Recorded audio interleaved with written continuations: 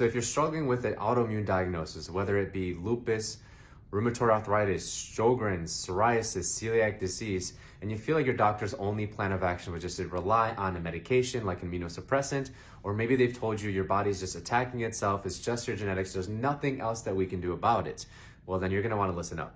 Your body is not attacking itself, it's just adapting to environmental toxins and constant stressors to your nervous system and your immune response that needs further investigation. So check out the testing that you need, especially if you're not getting any answers for how to help you heal from autoimmune.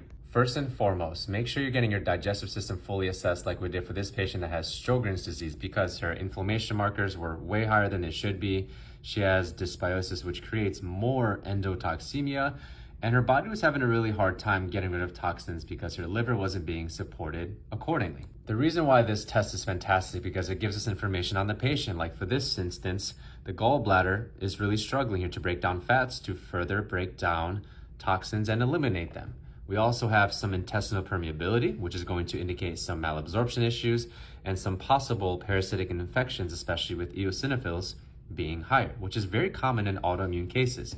As we can also see, this patient's having such a sluggish time getting rid of toxins fast enough. This is what those environmental stressors could look like, especially in an autoimmune situation, is a Klebsiella infection, which creates worsening symptoms, especially with Sjogren's, rheumatoid arthritis, psoriasis, you name it. So you really should address your adrenals, especially if you suffer with brain fog and fatigue and issues with fight or flight with an autoimmune condition, because these are the forefront of your stress response. And if you're extremely depleted like this patient was, she's having a really hard time adapting to stress to help her heal on this journey. Last but not least, especially if you have leaky gut or intestinal permeability, there could very likely be foods that are creating disruption to your GI that you think are healthy for you, but could be causing more inflammation and stress to your body. So we've worked with this patient extensively to get her to the point where she's not relying on any medication whatsoever, which is awesome. She's able to actually control a lot of her symptoms with her nutrition.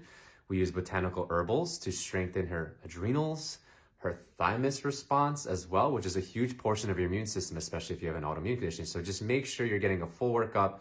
If you need some more information, just comment testing down below so we can get you some insight on your digestion and further environmental stressors that create symptoms and worsening autoimmune situations before just taking something like an immunosuppressant, which isn't really going to solve the problem here. It's only going to suppress those symptoms further.